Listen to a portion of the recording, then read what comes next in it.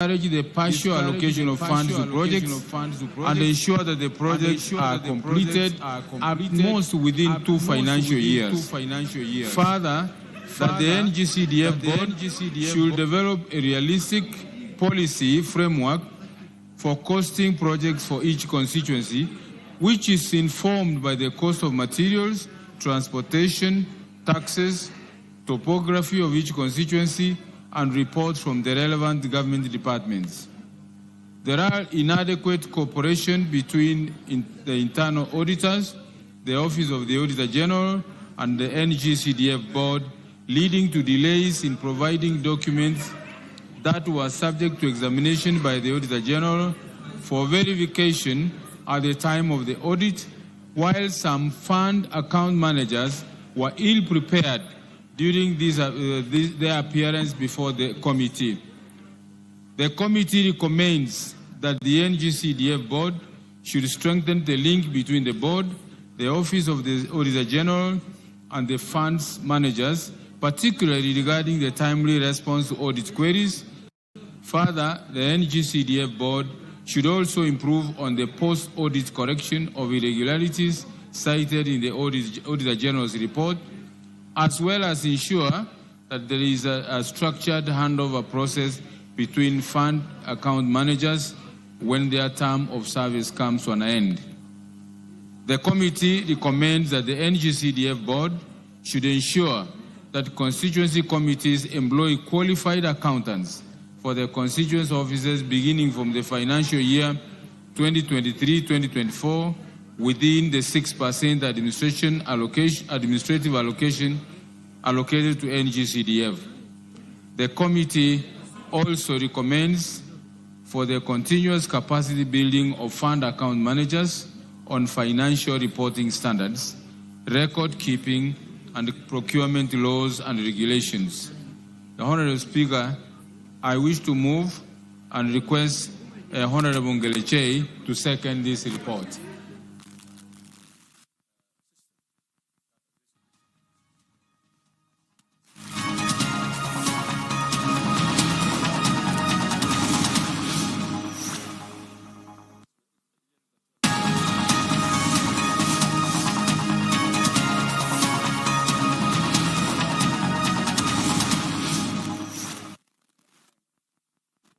Jobless.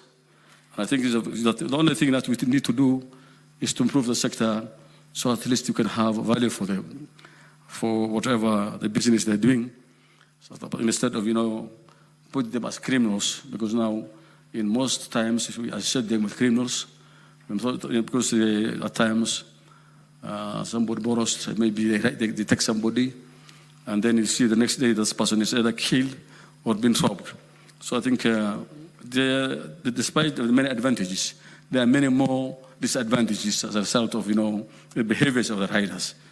Therefore, I think we need to have one of the things is actually we need to do some kind of testing. The riding test. The riders should undergo some testings and some kind of business regulations. They should be regulated. And they actually, I think this could do it on an annual basis, so at least we can know who is the genuine rider and who is not genuine rider, and then actually the ownerships and all these things, the logbooks. Because these things are very cheap. Some of them are cheap, some of them are just at a cheap price, and the genuine owners are not known, most of them. So I think the whole sector must be reformed, and at least to some senses, put to the riders. And we need to have discipline among the young men and who are riding these things. But however, one of the things is actually the government can also support young men who wants to engage themselves as riders so that they can make some business by giving them cooperative loans and all these things. So this they can be able to, it can become a source of income for them, and they can easily access money for them to buy the motorbikes, so that at least the young men who are not employed, the Gen Zs now who are complaining of lack of employment, can also be engaged on such kind of businesses. With those few remarks, I beg to support Honorable Speaker. Senator Osozi Gonfrey. Thank you, Mr. Speaker, for this opportunity to also support this bill, the Public Transport Motorcycle Regulations Bill 2023 by Honorable Senator Halwale. From the onset, Mr. Speaker, I think this bill is very timely, and I would, from the onset, say I would support it. Mr. Speaker, you know that Boda Boda is now the leading employer of our youth. Almost everywhere in this country, you find so many youth who are jobless, engaged in this kind of trade, because it's the only thing they can do now that we have an employment crisis in this country. Mr. Speaker, though we appreciate that Boda Boda industry has employed our youth, but there are quite a number of challenges. Mr. Speaker, there are challenges on how these young people are paid, because more than 80% of Boda Boda riders do not own those motorcycles. They are owned by other people, probably they are teachers in the village or members of parliament like me. They only do the job to ride the motorcycle. We also appreciate that some unscrupulous individuals have come up with companies to try and milk from these youth. And maybe in my debate on this, I would encourage the owner, Senator Halwale, to also bring up that issue. We have a number of companies which pretend to be giving loans to the Boda Boda riders, give them loans, but a few months before the completion of those loans, you find that the motorcycle has been taken away when those riders have just completed nearly 80% of the payment. So that has been a major problem. And I have sat in this house when Senator Cheregei has brought that matter before this house. This is a big problem. Mr. Speaker, we also have to appreciate a number of our youth have been killed through accidents on these motorcycles. A number of our youth have been injured as a result of motorcycles. And even passengers have been injured. In our various counties, we have attended so many funerals of Boda Boda related accidents. And something needed to be done on this. And I want to congratulate my colleague Halwale for coming up with this particular bill, which when I read it, I think it is going to address the problem that we have. We need to make Boda Boda industry a meaningful employment industry. Not an industry that is going to take advantage of our youth, not an industry that is going to cause death, injuries, and even crime. So this bill addresses all those challenges, Mr. Speaker. Mr. Speaker, just like Senator Busia said, there are a few areas maybe would need to consider amendments. And one of the areas is on Clause 5, which talks about the board. The board in its composition, you don't see the representation of Boda Boda owners and riders. Is largely composed of county officials. So I would propose that we have representation of the riders and the owners. Mr. Speaker, whereas I support the idea of the board, but then this also exposes something. And this something is that many of us have been asking, what is the use of NTSA on matters of managing accidents in this country and managing transport in this country? Mr. Speaker, NTSA has failed. They have completely failed. They should have been at the forefront of helping this country deal with the problem of border industry in this country, especially on licensing, on safety and all that. But NTSA has failed. They have failed borders, they have failed on public transport, and basically that body is not serving the purpose that it was established to serve. So I support the creation of this body, but at the same time, Mr. Speaker, the bill needs to tell how this body is going to be financed. It is silent on that. Where is the money going to run this board going to come from? So that we don't have a scenario where the board now becomes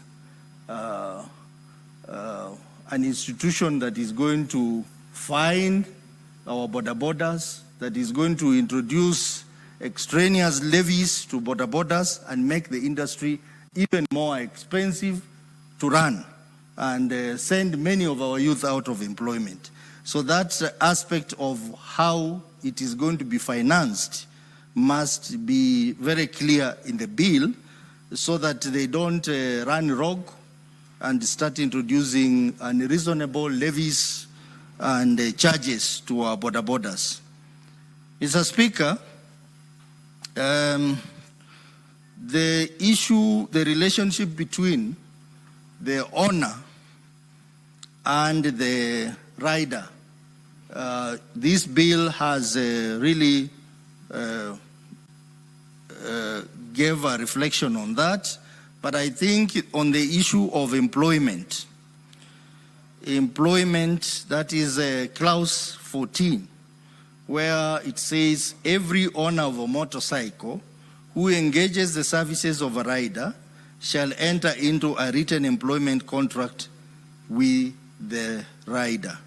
And then it goes on to specify what is going to be contained in the employment agreement. This is one area that, Mr. Speaker, has to be looked at very keenly so that to make it easy for the owners of a motorcycle to continue operating in this industry so that the salary or any other benefits that accrue to the rider are manageable.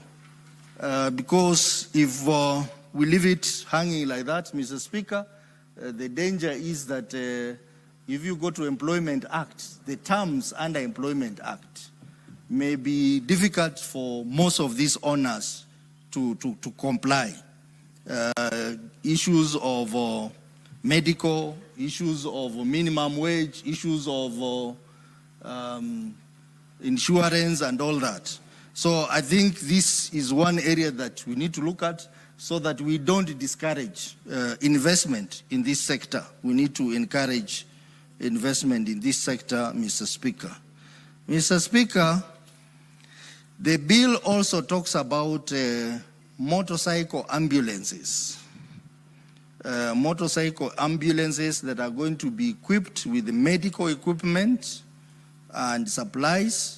Mr. Speaker, this is going to be very useful, especially in rural areas where we have a problem with the road network, where we have a problem with accessibility, and still our people still need to access medical care. So I fully support that. This is actually an innovation.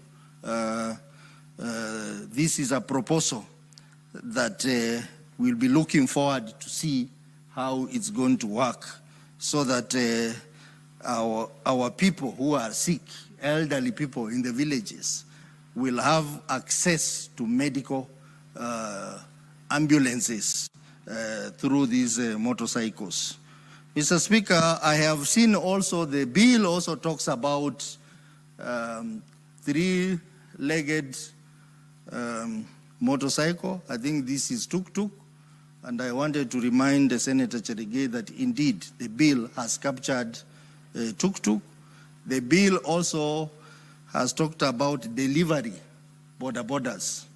The borders that deliver things like food or goods and all that, and how these borders are going to be managed. They should not be used for any other purposes for which they are designated. They will strictly be used for deliveries. So all in all, Mr. Speaker, I think this is a wonderful bill.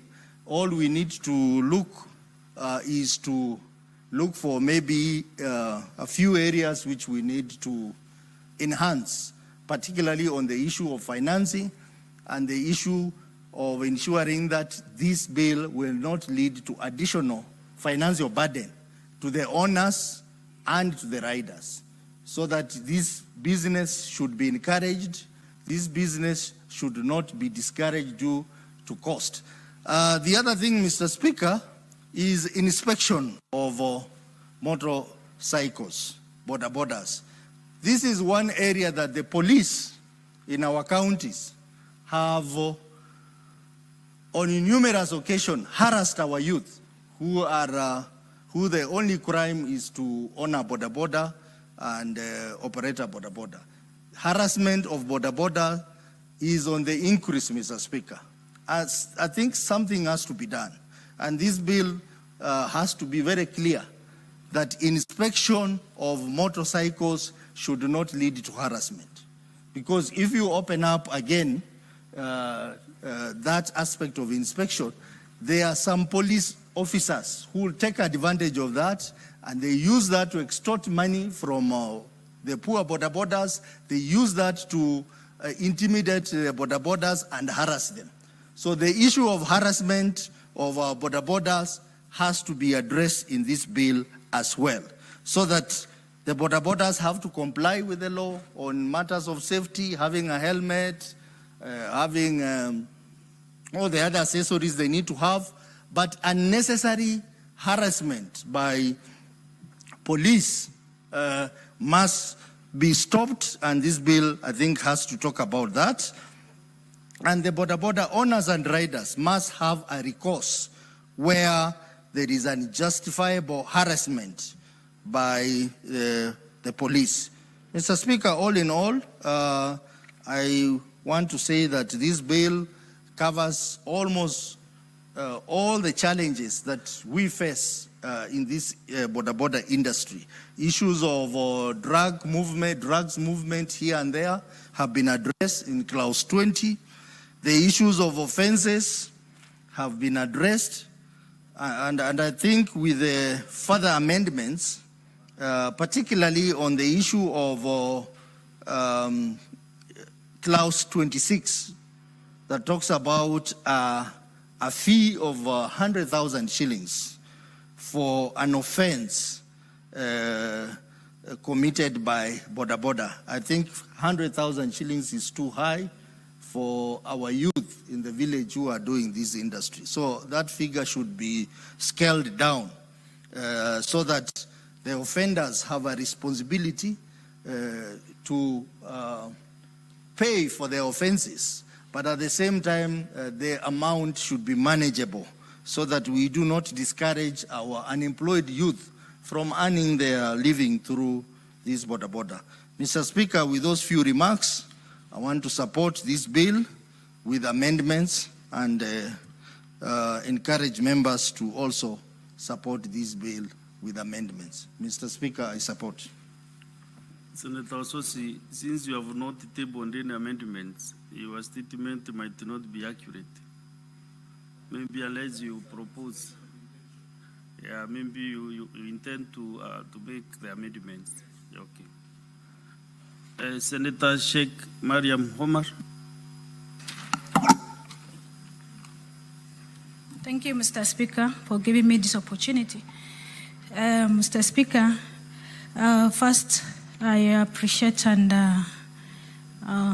thanks to Senator Boni to bring up with this bill, which one way or another, it will solve most of the challenges of the border rider. Mr. Speaker, when in the bill there is a board, on that board, composition of the board, as other senators also highlighted, there must be a border association, because currently we have a border associations. So Senator Boni, so take note so that at least border associations must be included. Mr. Speaker, when it comes to these board registrations, this will also tell us the number of border, the cycle in counties, because I can see there is a cross-county recognition, which is a very good proposal, because to know how many borders in each counties. Mr. Speaker, on this registration of motorcycle by board of directors, board member, there must be also penalties when it comes to registrations, because sometimes they don't even see the requirements, what is required. Maybe the board member can register anyone. So on what scenario we can maybe the registration of that motorcycle has not been correctly done. So there must be also, take note on that one, the penalties to the members of the board of directors, board members who make registration without checking the requirement. There is a registration of all the members, all the registration of riders also register with the cooperative society. In fact, I'm also the sponsor of cooperative society. In fact, you give me a clue, I can put as amendments to take care of border.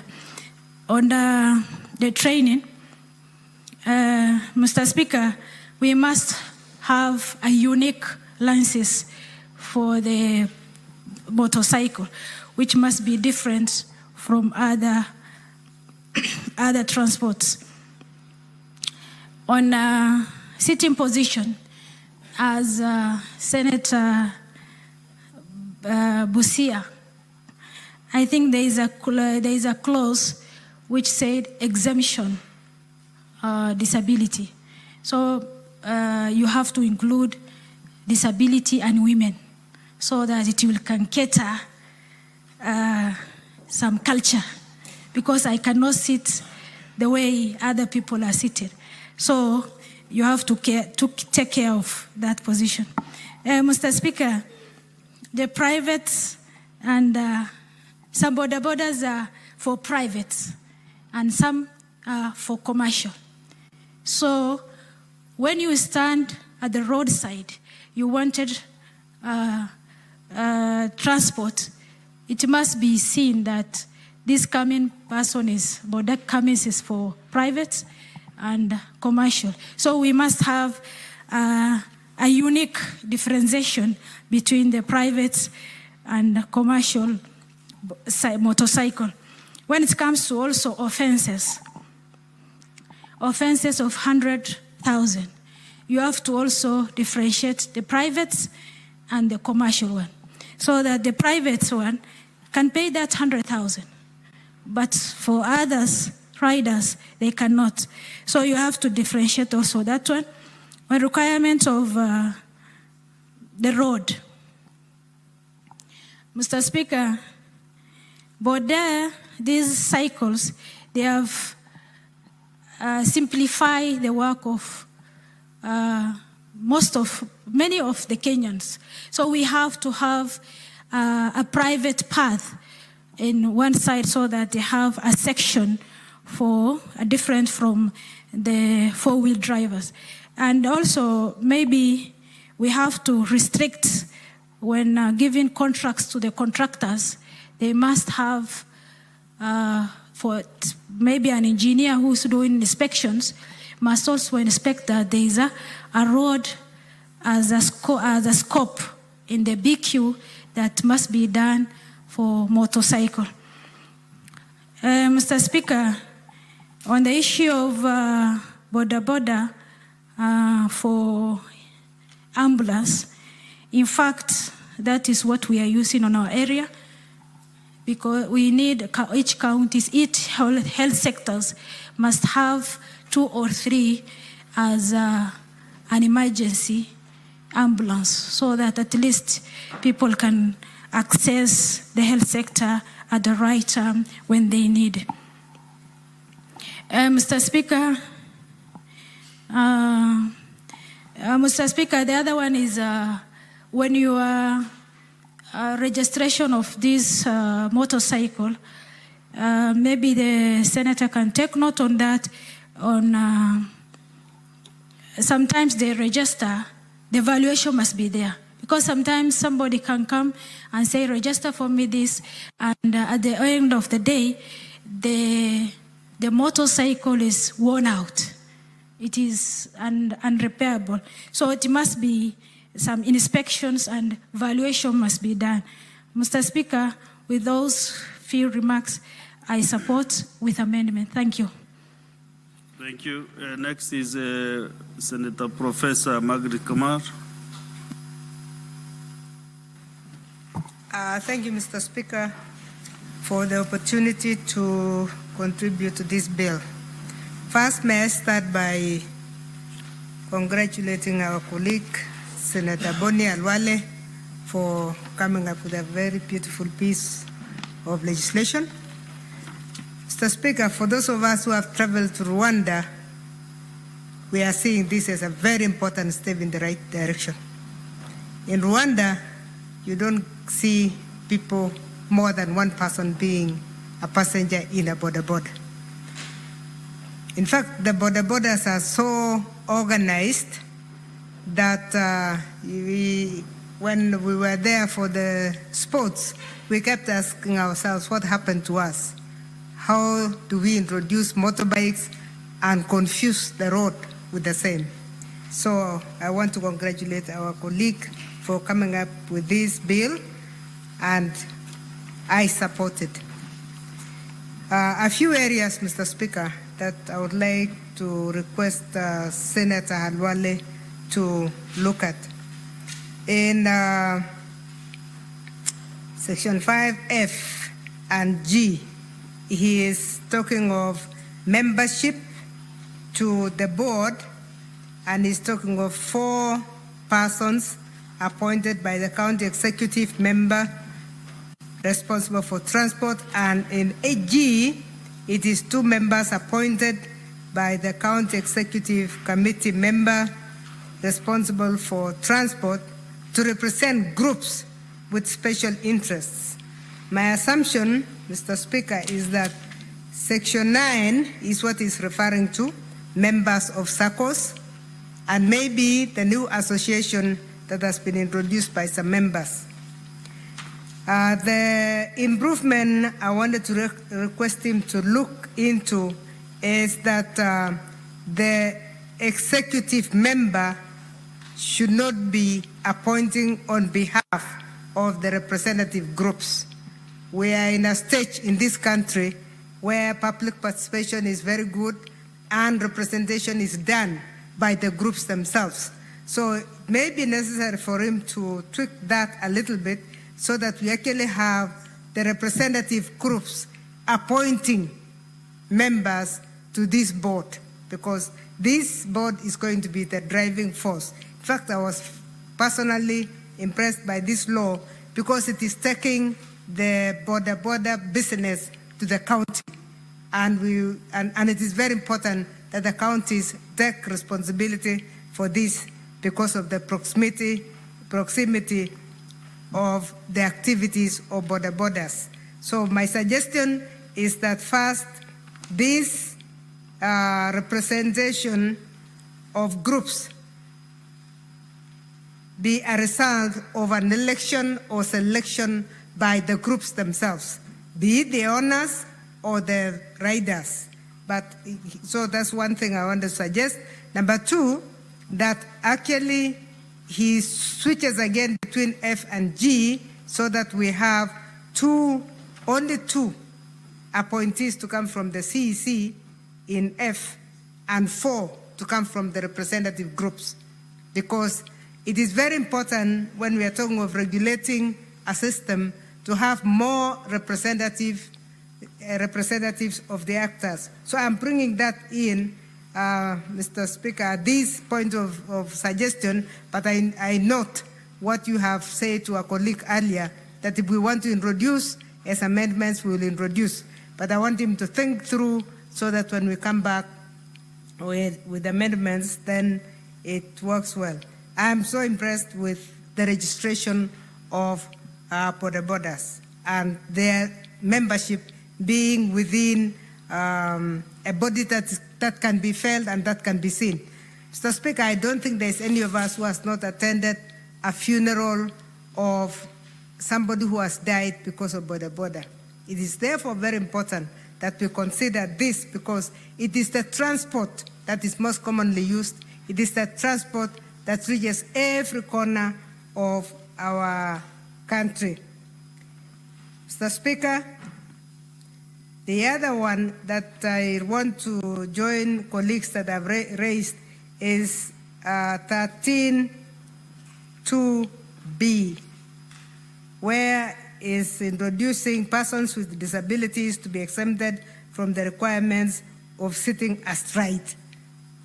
I want to persuade our senator that that should be persons with disabilities and women, because when the law takes effect and we have only one passenger in a border, it will be possible to sit even facing one direction. So I would like to persuade that that could even come from him himself, so that we reduce on our amendments, so he can have his own amendments coming in. That, to me, would really make a lot of sense.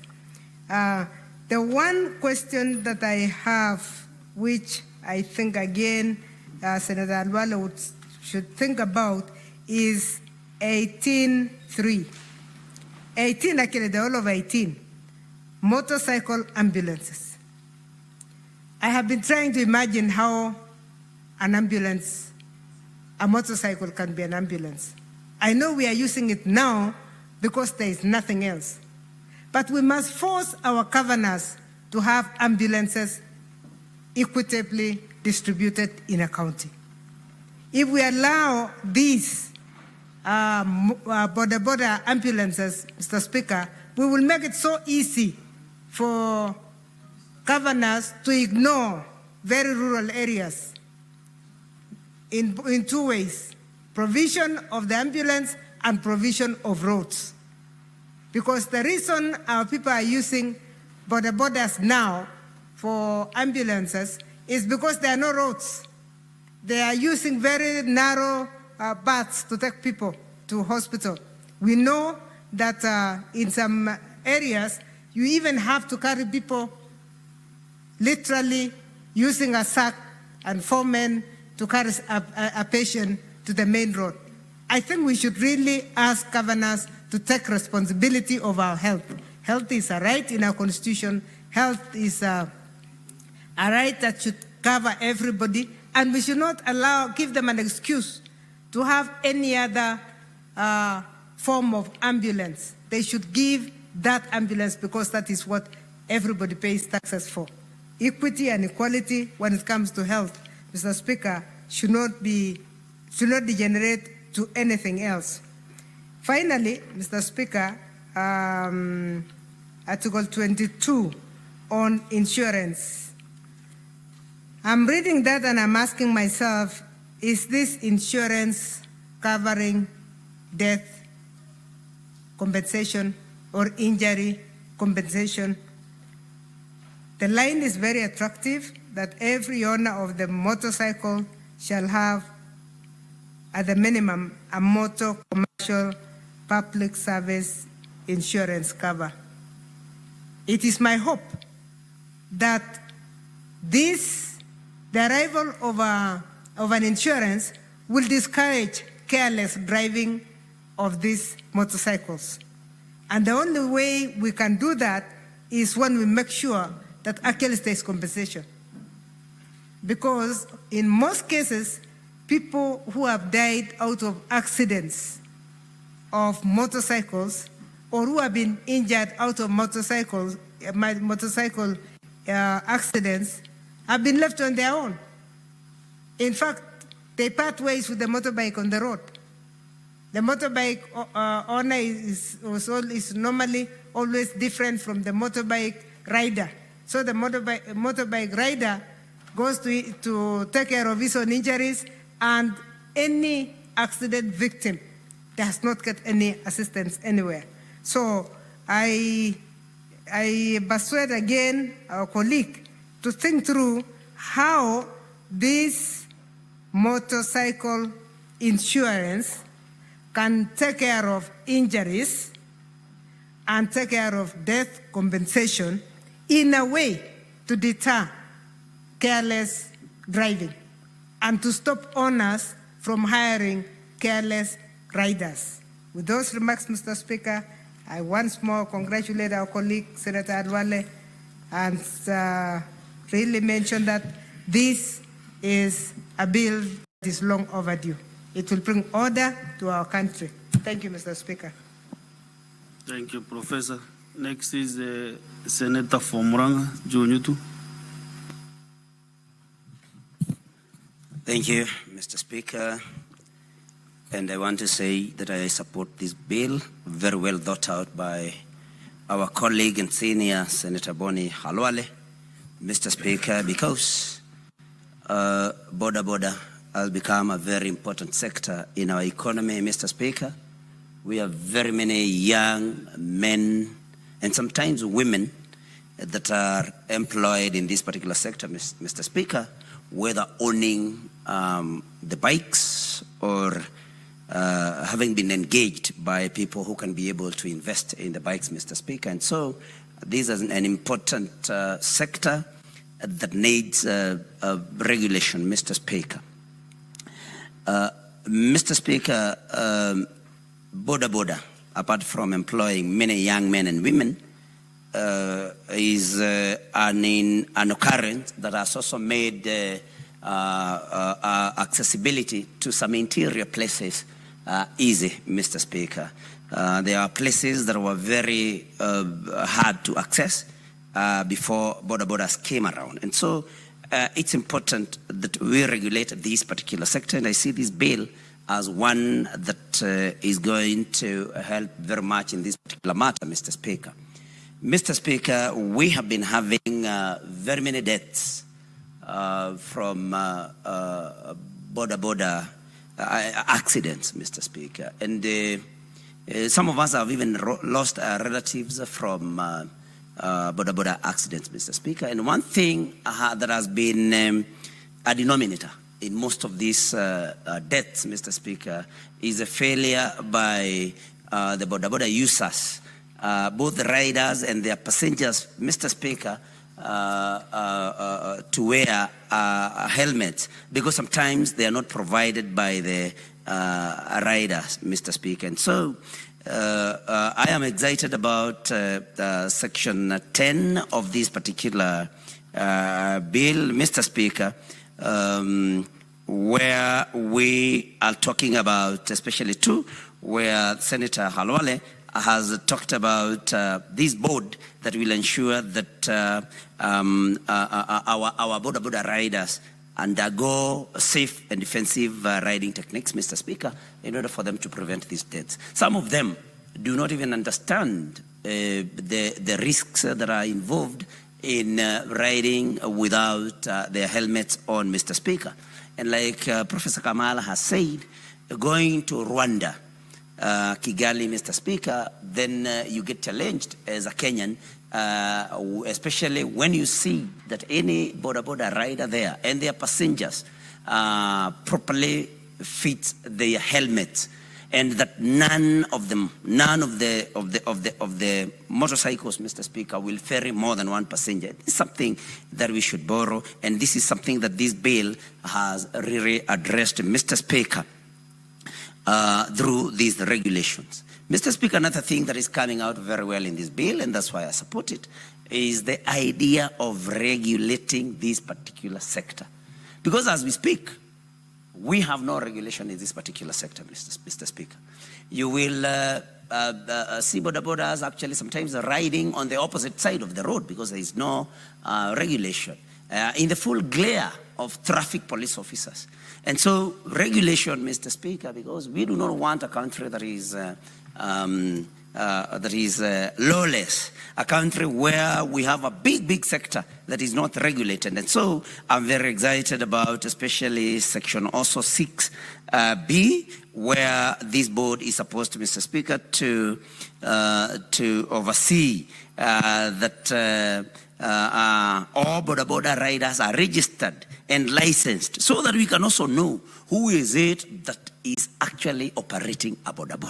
Who is it that is actually riding these borders? Because without this particular regulation, then crime can also be committed without us knowing exactly who did what, Mr. Speaker.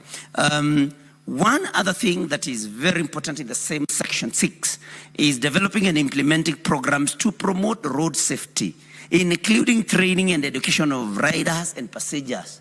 Mr. Speaker, these young men and women sometimes just leave secondary school or finish their secondary school studies, and because they know how to ride a bicycle, they only need some instruction of about 30 minutes, and they become riders because, of course, they can balance on the motorcycle. And the following day, they are scouting for passengers, Mr. Speaker. So I think they need to be trained, as the bill suggests and proposes, trained also on safety, their own safety, the safety of their passengers. Because sometimes they are ignorant, they are innocent but ignorant, Mr. Speaker. And so this is something that is very progressive. Going, Mr. Speaker, to number 8, Mr. Speaker, I'm also excited about the fact, actually not number 8, but number 9, the fact that they will be required by this board to register in a savings and credit society. Because we do not want our young people to just go out there, make some money, spend all of it in the evening, and at the end of the day have no saving. Because we do not want to have somebody riding a border up to when they're 70. And Mr. Speaker, where I come from, they say that old age feeds on youth. So because these operators are young, they need also to develop a culture, and I believe this particular provision will encourage them to develop a culture of saving so that they can also be able to get credit. So that if I'm riding somebody's border today as a hired rider, that if I'm able to make some savings, I can also be able to get credit, and as a first step, be able to, of course, acquire my own border so that tomorrow I'll also be self-employed and I can also create employment for somebody else. And so that is something that is very progressive, Mr. Speaker. Mr. Speaker, the requirement that before you are allowed to operate a motorcycle, that you have to complete a training course approved by the board is also very good, very important. Because, Mr. Speaker, this is an engine-driven cycle. We cannot continue having, and some of them move at speeds of 100 kilometers per hour. That is risky for somebody who has not been trained. It is risky for the rider. It is risky for the passenger, Mr. Speaker. And these are some of the things that this bill is bringing a remedy to, and we must support this particular bill, Mr. Speaker. Mr. Speaker, we have been having very many problems also with passengers because, and I like this bill because it is also making a passenger responsible of their own safety and the safety of others by requiring them, Mr. Speaker, in section 13, requiring the responsibility of a passenger that one, they must wear a helmet and wear a reflective jacket. When driving at night, Mr. Speaker, or being driven, sometimes you realize there was just there is a motorcycle just when you are about to hit them because they do not wear reflective jackets, some of them. The rear lights are off and or not operational at all. And so visibility becomes very poor. And I also like the section that requires them, again, without mixing up matters, that requires them, the riders, to also have the headlight on all the time when they are using the roads, Mr. Speaker. So the fact that we are making the passengers responsible by requiring them to wear protective gear and not to board a motorcycle that has already been boarded by another customer, another passenger, Mr. Speaker, I think Senator Halwale had really observed what happens in his county and other counties, because this is a problem that cuts across all the counties of Kenya, Mr. Speaker, and we must make both the rider and the passenger responsible, Mr. Speaker. Mr. Speaker, the safety of other road users. Something caught my eye under 17A, that the riders will not be allowed to carry a load whose width projects more than 15 centimeters beyond the the outside edge of the handlebars. Mr. Speaker, some of these riders have been ferrying loads that are very wide, occupying a whole lane sometimes. You do not know how to overtake them. And if you get to hit that particular load, Mr. Speaker, sometimes, of course, the vehicle will get a problem. Mr. Speaker, the rider will also get a problem. And so this is something that I thought should really be supported. Mr. Speaker, I also noted that under 17.2, what is your financial network? Because most of the border riders, if you will allow me to call those ferrying yes.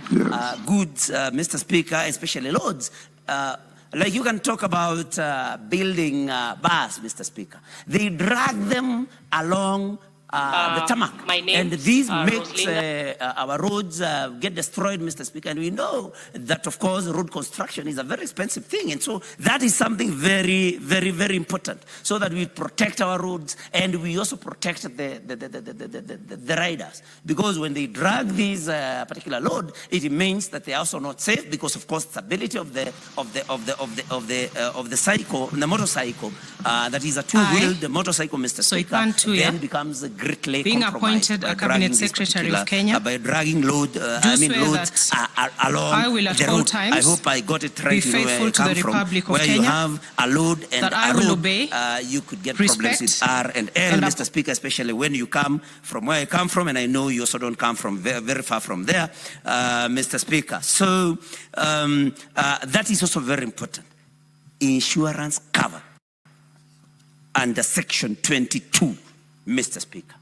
Most of the people that have had accidents, motorcycle accidents, sometimes suffering very great harm to their bodies, grievous harm, they have no recourse. They have to meet their medical bills. If you lose your leg, you just lose it. Nobody will compensate you, because most of these riders do not operate, do not actually have an insurance cover on their bikes. But, Mr. Speaker, as we require our border riders to have an insurance cover for every other motorcycle that is on the road, we must also consider the rates of buying or of paying for a cover, Mr. Speaker, because the business is not that profitable. So what then should be done? Although we'll be bringing amendments to this bill, what then should be done, Mr. Speaker? I'm of the view that the government, because every government gives incentives to business people, that the government chips in. We can even actually have an insurance agency partly or wholly owned by the government, so that we can charge these border riders an amount or a figure that they can be able to afford, and whatever is over and above the value being appointed of the a cabinet secretary of Kenya, Mr. Speaker, as an incentive do swear to that this particular, I will at all times that has employed be faithful to the Republic of Kenya, of our youth, Mr. Speaker. that I will obey, there are very many benefits respect, in this bill, but we and need uphold this Constitution of Kenya about, and all other about laws of the offenses Republic, penalties. that And I will we well and truly serve the people may not and the want Republic of to Kenya allow them to break the law, in the office but I of think we may Cabinet need to revise Secretary, some figures. that If I we got undertake to hold my 26.2, office then as Cabinet there is a Secretary provision that if you are found with honor and dignity, to a particular that I offense, I will then be you a true and faithful counselor to the President for the good management of the public affairs of the Republic of Kenya. Mr. Speaker, I think we may need to revise some of these That I will not divulge directly even as we or encourage indirectly our such young, matters men as and shall women come who to are my ready for knowledge borders to be law in the abiding, discharge Mr. of my Speaker, but duties we must charge and them committed to my penalties that can be secrecy. afforded. That is why if you walk in almost every police station in this country, you are going to find loads and loads of border or picky-pickies parked there because our young men and women are not able to meet the requirements in law that they need to make in order for their arrested or their psychos that have been held in police stations released. So I think we should revise that. But I am also very excited before I conclude, Mr. Speaker, about the ganging. This bill has something under 2026 that they will not be allowed to gang, especially when there is an accident, because it has become a very serious problem, Mr. Speaker. And I'm concluding that when there is an accident between a motorcycle and a vehicle, whether or not the rider was the one on the wrong, then they gang up and harass motorists. Such are the things that actually should not be encouraged. And Mr. Speaker, I support this bill.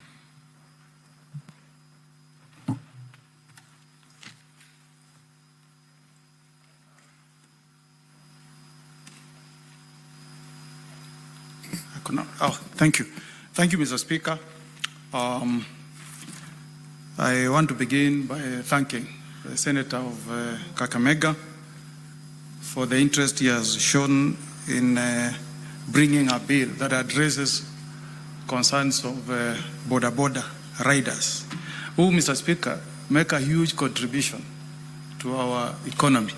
And we thank our former president, late Mzee Mwai Kibaki, who in 2008 zero-rated motorcycles, and that opened the market. I think we now have Senator Kalwale, I believe more than 2 million motorcycles in this country. And there's no doubt that they are making a very huge contribution to our economy. Every time they fuel, Mr. Speaker, that is tax to the government. And there are many counties that also tax border. So they are making a huge contribution to the borders. I don't know about your county, Mr. Speaker, but I know where I come from, the county of Nyamira. I have so many people who have gone to school to a degree level. I have so many border riders who have qualified as teachers. I even I've picked one or two and encouraged them to apply for teaching jobs, and they have been successful. So our sons who are in border business, because we have no jobs, so we also need to be very fair and kind to them. So as we pass this regulation, Mr. Speaker, my first concern is that we should not pass a law that will again put a heavy burden on the borders. I've looked at the roads, Mr. Speaker. You sympathize with these young children of ours. They ride their motorcycles in dusty roads from morning to evening, Mr. Speaker. When it rains, they still want to continue doing their business because they have to fend for their families. At times, they are called in the wee hours of the night to pick passengers. They say yes because they are trying to fend for their families. So they work under very, very difficult conditions.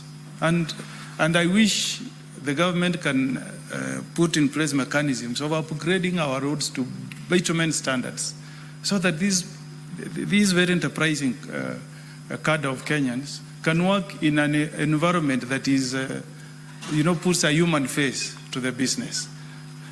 Having said that, Mr. Speaker, I want to support this bill, but with a number of amendments. I want to persuade Senator Halwale to listen to my concerns on this bill. The first concern, Mr. Speaker, is that if we create this board in Section 5, the way it is, it has a heavy presence of county government, and it's huge, 11 members, okay?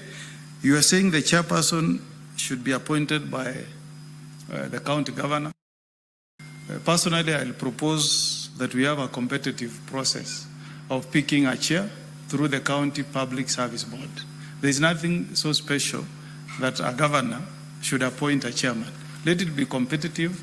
Let those who have an interest in that sector be allowed to apply in a competitive process to the county public service board. In terms of representatives from the county executive committee membership, you have proposed we put a representative from, a CC member for transport, CC member finance, you have put there Attorney General, and then you go to F and again propose 4 persons appointed by the county executive committee member responsible for matters relating to transport. I'll persuade that we consider making a proposal to amend these 4F to have representative from the sub-counties.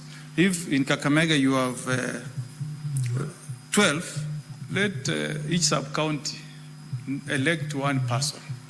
And we have tried issues of elections. In the Judicial Service Commission, every representative is elected. The only ones who sit in JSC without being subjected to an election are those who are there by virtue of their offices. Chief Justice, Attorney General, and the likes. But the rest, even if it's Supreme Court, they elect their representative. Court of Appeal, they elect their representative. Magistrates, they elect their representative. So that we remove this thing of throwing everything to the county. This bill is like self-regulating. Law Society of Kenya does self-regulation, and it does it so well. If you misbehave, lawyers are able to strike you off the roll. And I think if you give power to the border sector, they can ably regulate themselves. Secondly, having said that about the board, secondly, Mr. Speaker, is the issue of mitigating costs on licenses. Mr. Speaker, sir, some of these border riders come from very poor families. Personally, I've helped a few to register and get a driving license because they come from very disadvantaged families. These are people from our counties. We know them. We know their families. I'd rather that we push this burden to the government. There's a time, Mr. Speaker, when CDF, and I'm privileged to have you on the chair because you have been a former member of parliament.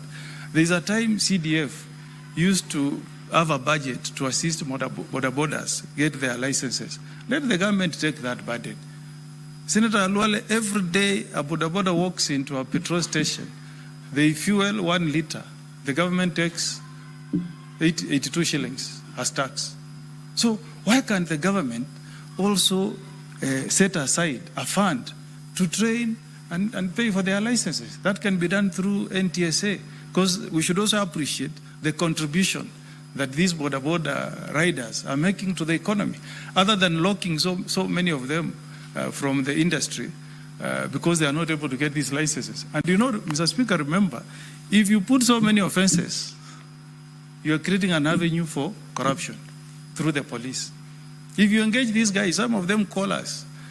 They are riding, they get arrested, they are told if you don't have a helmet, the fine is 5,000. Policeman will tell you, toa 500.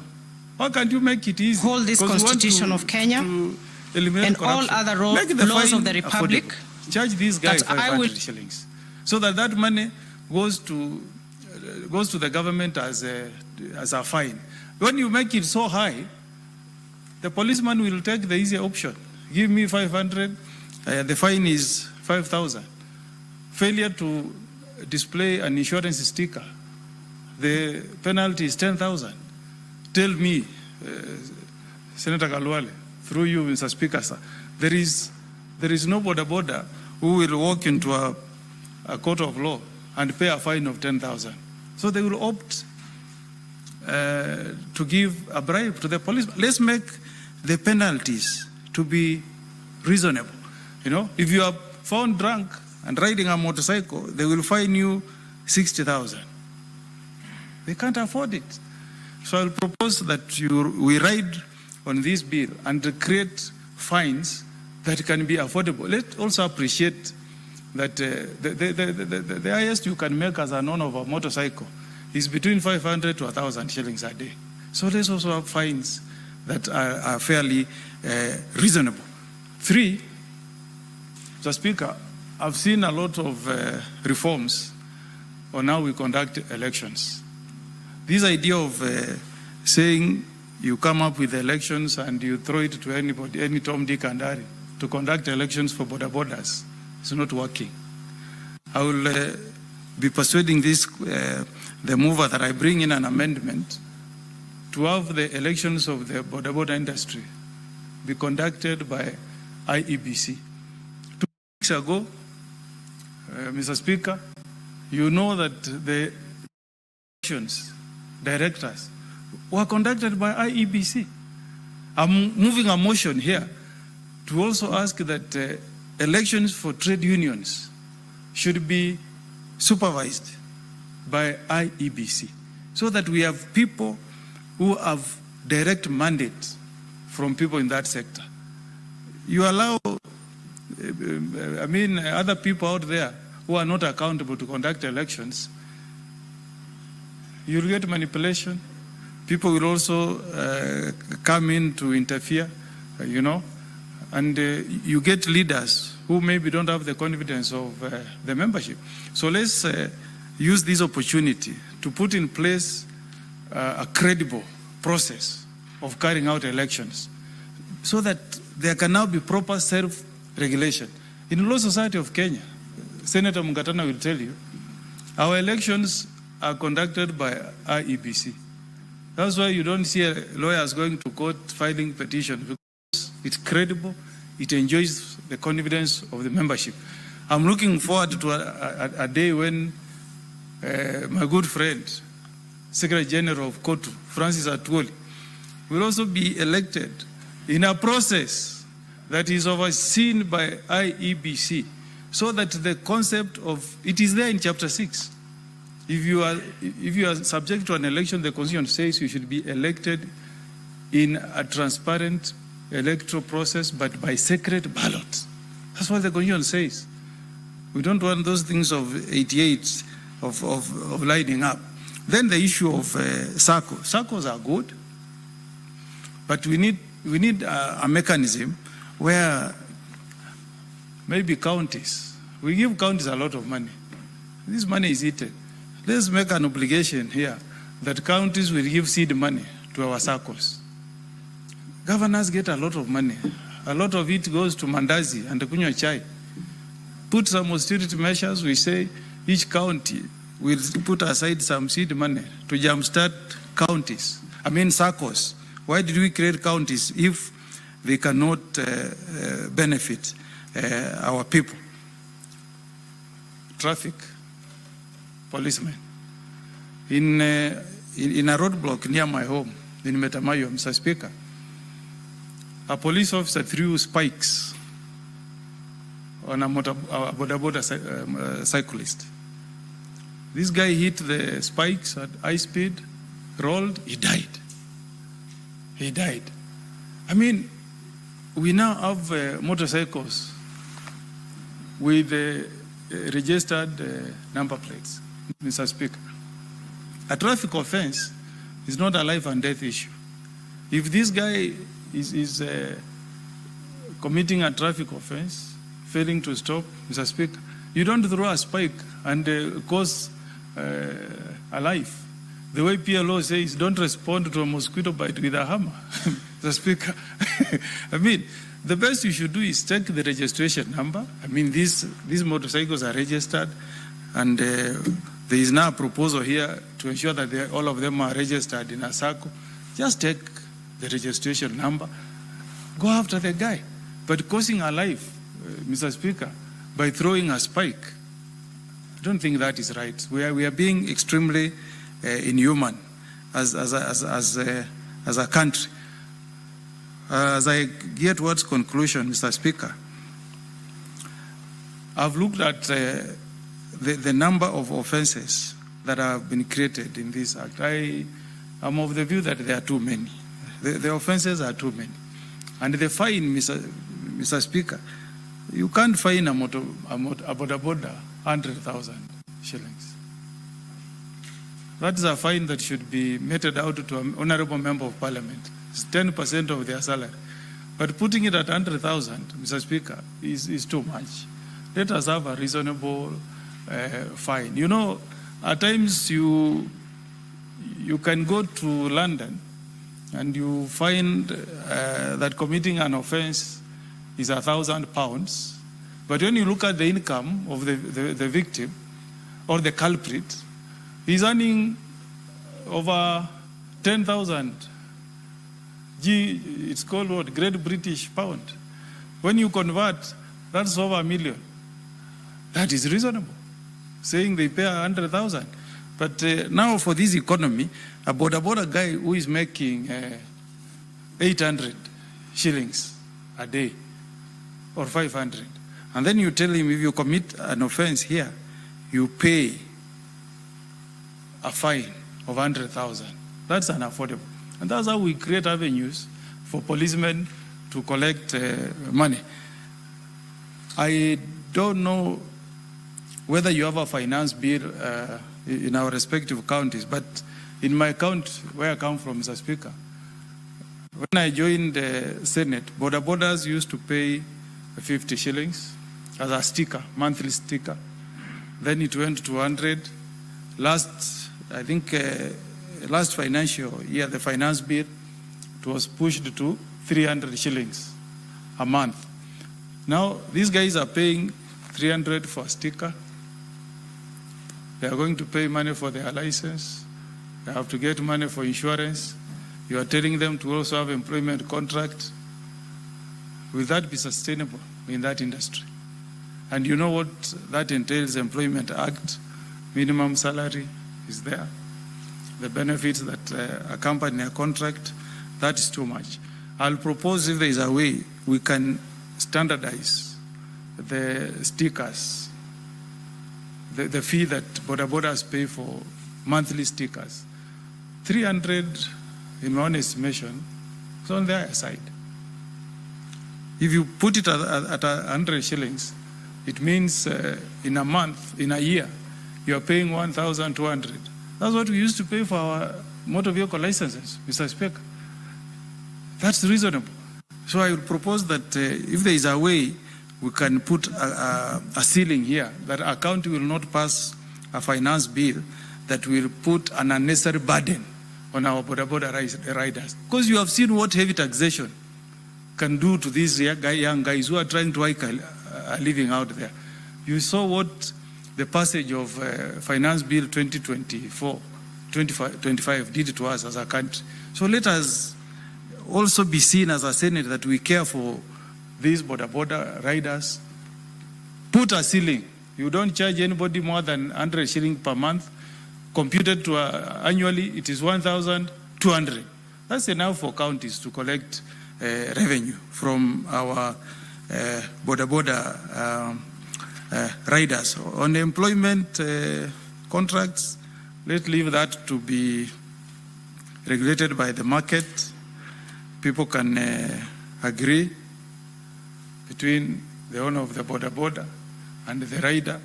If you make it too prescriptive, you may achieve a different result where employers will shy off from engaging these young guys. So let's try to have a balance between the two. But in conclusion, Mr. Speaker, sir, it's a good initiative by Senator Galwale. If we improve it, make some amendments, lessen the burden from the border riders, put some obligation on national government and county government, will be seen to be caring for our border riders, who are our supporters, most of us, and who are our children back home, our friends. With those remarks, Mr. Speaker, I support. Thank you. Senator Boni Karori, there are a lot of recommendations on this bill. Maybe we will encourage our colleagues to come up with amendments. You discuss them so that you don't light a new bill. So next is Senator Wambua Enoch, Deputy Minority Leader.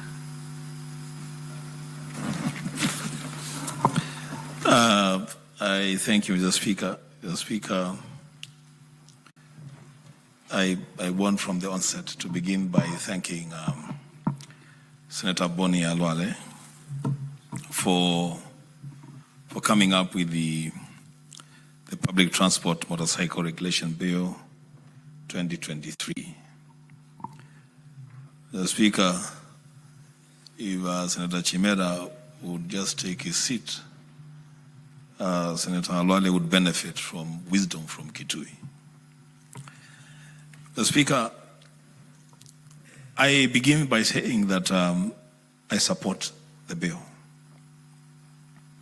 And I agree that a time has come that this industry will need to be regulated.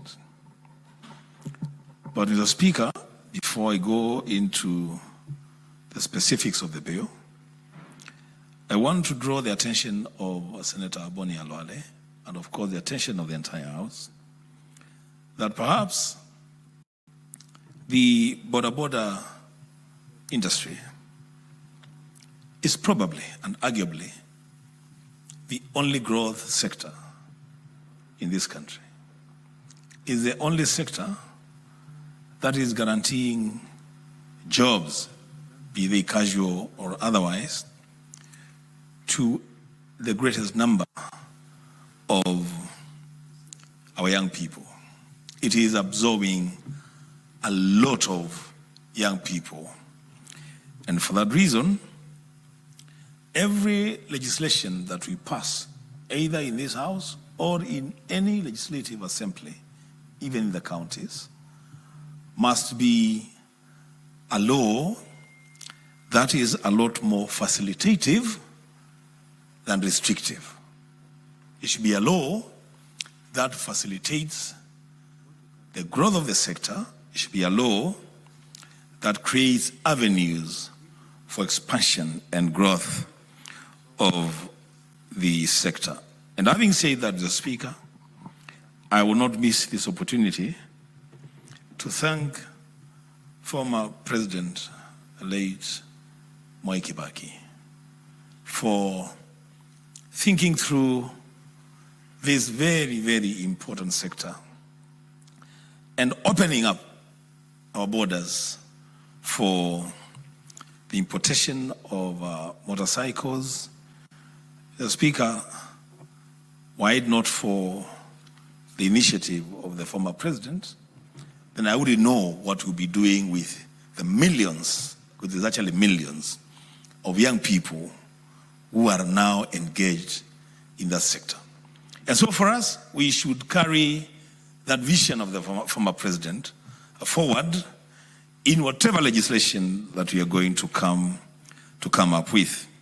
And so let me just mention a few things on this bill by our brother, Senator Boni. First, when it comes to the issue of the regulation of the motorcycles, I have heard my colleagues speak to this, so I will not spend a lot of time on it. At some point, when we go into the third reading, Senator Boni, we may want to engage a lot more on this matter of the board, the County Motorcycle Transport and Safety Board. Engage and discuss and agree on two issues. One, the composition of the board, and two, the functions of the board. I say this because, as a speaker, when you look at the composition of the board as proposed in this bill, to me, actually, it appears like a department of the county governments. It is an extension of the executive of the county governments. And yet, this is private business. This is private business. And when the operators or in this private business encounter challenges, they should be approaching the executive in their counties for a resolution of the challenges that they face. Now, if the board is in itself an extension of the executive in the counties, then when there are challenges, it would be very difficult for the counties to approach themselves, the county executives, to approach themselves to resolve those challenges. Looking at this, I would have wanted to see the involvement of the riders themselves. They have something, they have a voice in their business, in their job, with their job. There must be a representation of the riders themselves in this board. There will be need for a representation of the owners, because it is not all the time that the riders are the owners, but there are people who have invested in this business. They have an opinion in how the board and the business and the sector should be regulated. There will be need to deal with manufacturers of these motorcycles. They need to be on the board for purposes of dealing with quality and safety issues of the machines, the motorcycles themselves. And then, of course, the dealers, the people that offer these bicycles, motorcycles to the owners and the riders, so that it's a holistic board that is not an extension of the executive of county governments. Now, when it comes to functions of the board, then we should run away, Senator Boni, from the temptation to be generic in the creation of the functions of the board. As I said, let us first admit and agree that this is a unique sector. It's a growth sector for us. And so the functions that we assign the board must be specific to the operations of the motorcycles. I have in mind, and I see you've captured a bit of that, I have in mind an obligation being placed on the boards to ensure that there is sufficient parking lots. I see there's a mention of that, parking lots, everywhere the bodabodas are operating from. I would want to see a situation where we have lanes, and this becomes an obligation on the board to ensure that we have lanes that are dedicated lanes in towns for bodabodas. You don't want bodabodas to be fighting for space with PSVs and private cars and human traffic. Why can't we designate special lanes for these bodaboda riders in view of the fact that this sector can only grow, can only expand? So an investment in in making their operations better and more and safer, no matter how much that is going to cost, it's not an investment in vain. So those are things that we can create an obligation on the boards. But then about the boards again, the bill is silent on the funding of the board. Where will the board get its money from?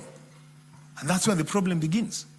Because then if we leave it open-ended, now these boards will start imposing fines on the riders and owners to generate their operating capital.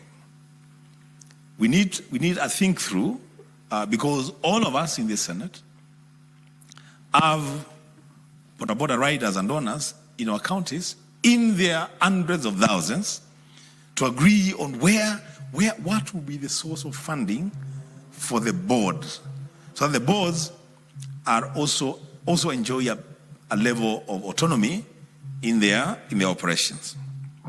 Now, going down to clause 6 of the bill,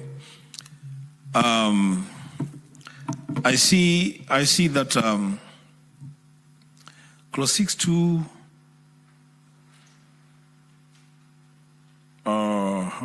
no, clause 7. Clause 7. Clause 7. It says that no person shall use a motorcycle for commercial purposes in a county unless it is registered in accordance with this act. Now, there's a small challenge there. You know, when we have that conversation, Senator Boni, we have then to define, either in this bill or through a common understanding, what is commercial purpose? Where does it begin? Where does it end? Because I see in this bill, when you read through it, there are two levels of commercial engagements in this bill. There is the passenger and the load. Yeah? But then the question that I'll ask myself is, if I buy a motorcycle that I'm using to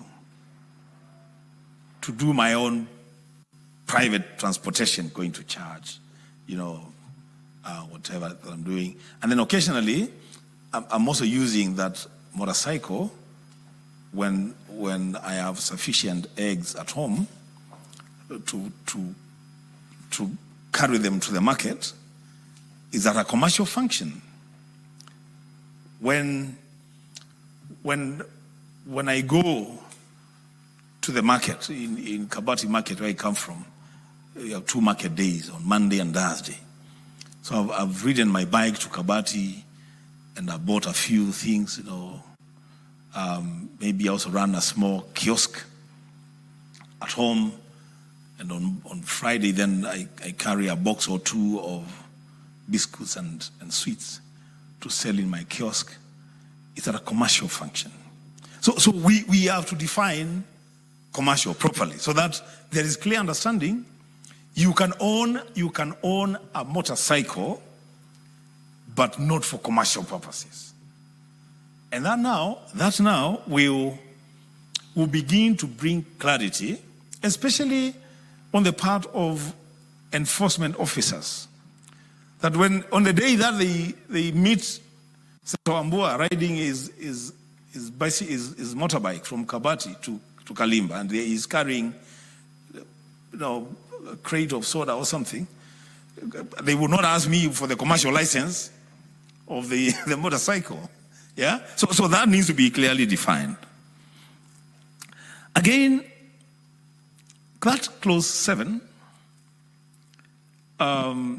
it talks about a prescribed fee. Yeah?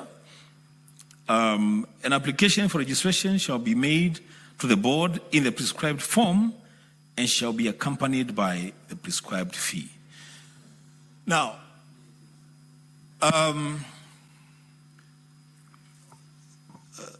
Speaker, the Senator for Meru,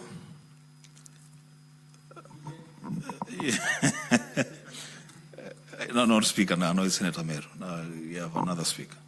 So the Speaker, so clause 7.3. Senator Boni, you are talking about a prescribed form and a prescribed fee.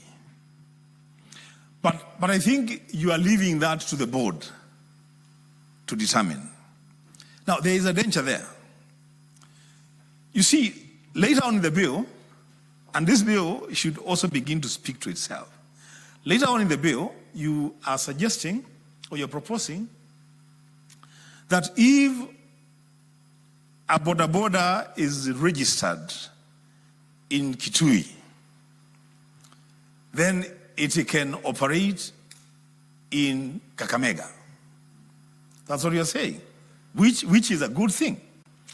But then the prescription, the prescribed form for registration of the boda in Kitui, that form is essentially and materially different from the form that is prescribed in Kakamega.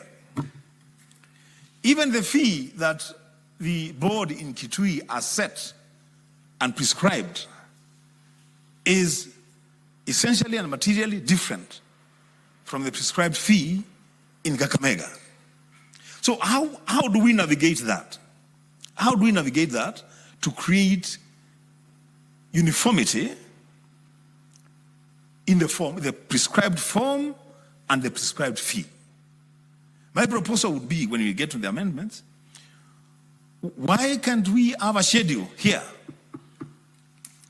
and prescribe the registration form and the registration fee, so that then we don't have different counties prescribing different things for the operators. In that case, then the principle will hold that what I paid in Kitui is the same amount of money that was paid in Kakamega, both for registration and for the certification. That way, then we will create better harmony.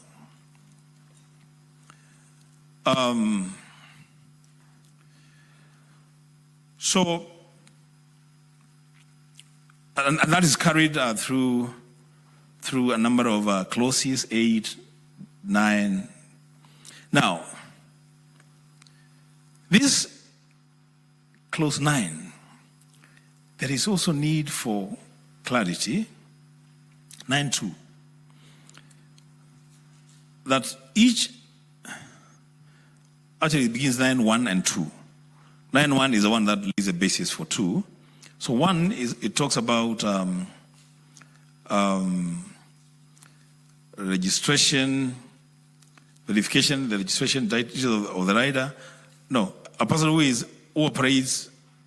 owns or operates a motorcycle for commercial purposes shall register with the savings and cooperative societies. Now, Senator Boni, you know, I know we have circles for matatus. What I'm not sure is whether the same spirit that is in the circles for matatus or the PSVs is the same spirit of savings as we know cooperatives to do. Because the nature of cooperative societies that we have, or the cooperative movement that we have, is pulling together resources to grow the society, but so that even members can go back to that society and get some loans and grow their businesses or do their savings, and at some point then they can also liquidate their savings. Now, I don't know whether that is that is the nature of circles that you have in mind in this bill, because my understanding then of the PSV circles is not necessarily for members to be able to go and get loans or liquidate their savings at some point, but in most cases to ensure that there is ease of regulation and to ensure that if a member of the circle is on the wrong, then the others take collective responsibility and push for compliance for every member.